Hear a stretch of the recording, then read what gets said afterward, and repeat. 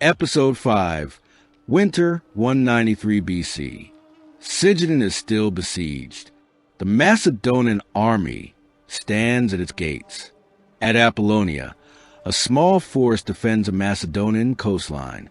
The Roman fleet still dominate the seas, maintaining a blockade of the port of Athens. But a terrible attrition strikes the Roman legions, as the Republic struggles to sustain their forces.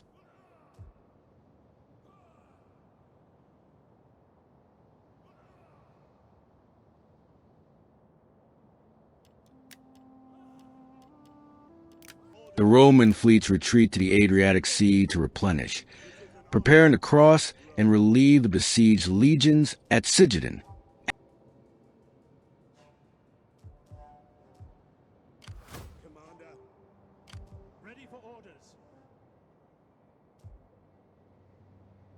At Terras, the Romans ready their assault, but it would never happen. Spotting an isolated Macedonian fleet near the coast of Greece, the two powerful Roman fleets sailed to attack.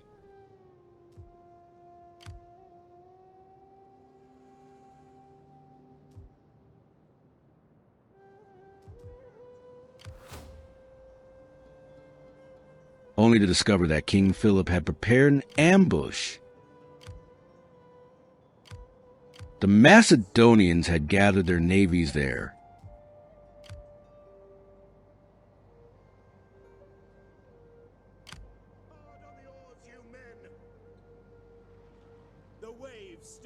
The Romans, seeing no other option, were forced to engage.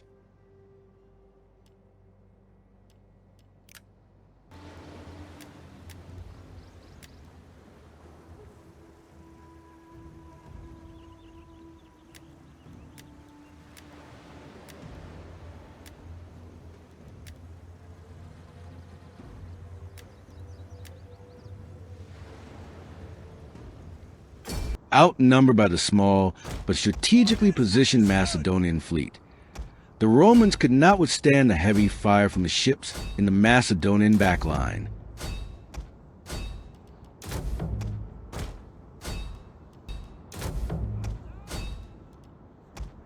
The Roman left wing soon crumbled. An entire unit has perished. Disorder reigned. The charge led by the right flank could not save the day.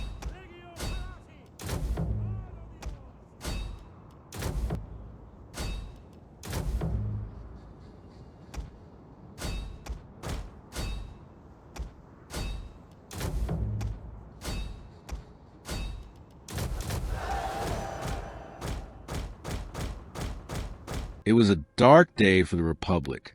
The disaster left Italy at the mercy of Macedonia.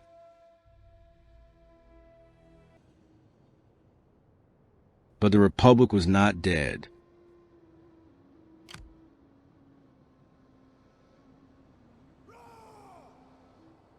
It prepared its legions to defend vital ports against a naval attack.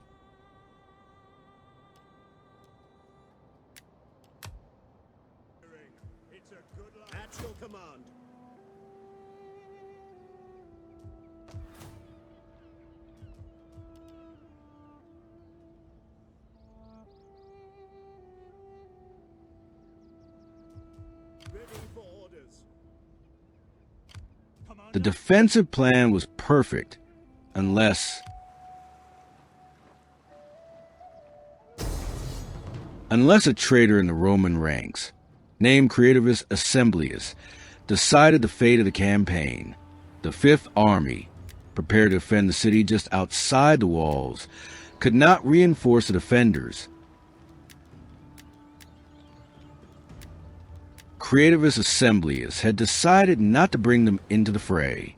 Outnumbered, the Roman defenders, led by Scipio the Elder, father of Scipio Africanus, stood no chance. You have orders, sir. Riders at the double. Riders advance. Dominate.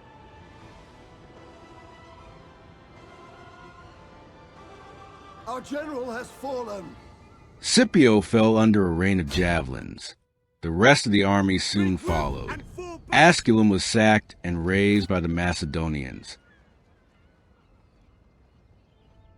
The once flourishing economy of Latium became a field of ruins. The following spring, the Macedonian plunderers fled in the face of an army misled by Creativus Assemblius. The ruins of Asculum were soon retaken, but the Republic's economy was still crumbling. The only hope lay in a final push toward Apollonia. Scipio Africanus, upon hearing of his father's death, rushed toward Dalmatia.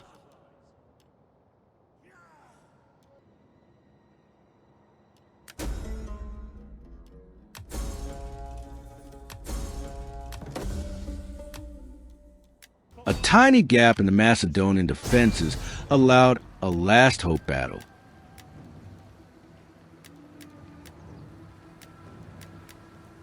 The Roman navy and army at Terras, no longer blockaded by the Macedonian fleet, sailed at night to besiege the port of Apollonia. Scipio intended to assault the city under cover of darkness, to prevent the Macedonian relief force outside the walls from joining the battle.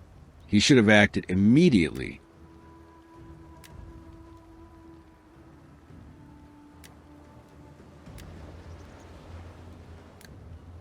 Instead, he waited for dawn, launching combined assault with a reinforcing naval force.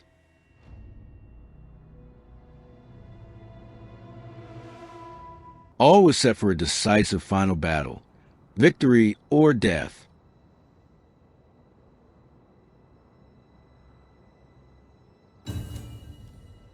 Unfortunately for the Romans, the Macedonians had anticipated the route of the reinforcing navy.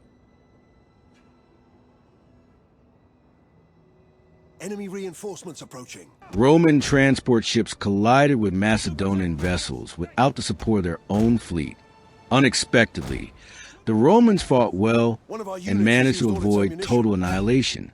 But the traitor, Creativus Assemblius, was still at work.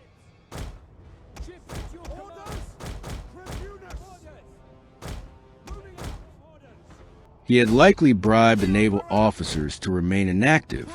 Their ships were sunk by smaller Macedonian vessels. The final clash occurred under dire circumstances for the Romans.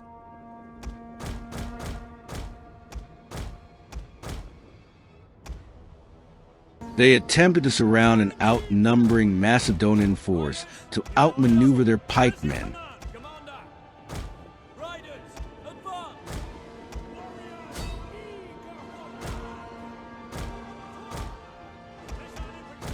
The first move was well executed, but the massive hail of javelins repelled the initial assault. Riders, at the double! Our men flee the field of battle. This is a shameful display. The Macedonian first line advanced and was on the verge of being surrounded. Understood.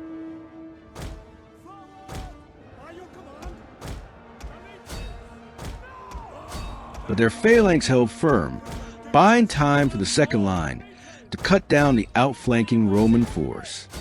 To arms! Elites, ready and waiting. Now, your orders. Take aim! And then the worst happened. Our general has fallen. Orders.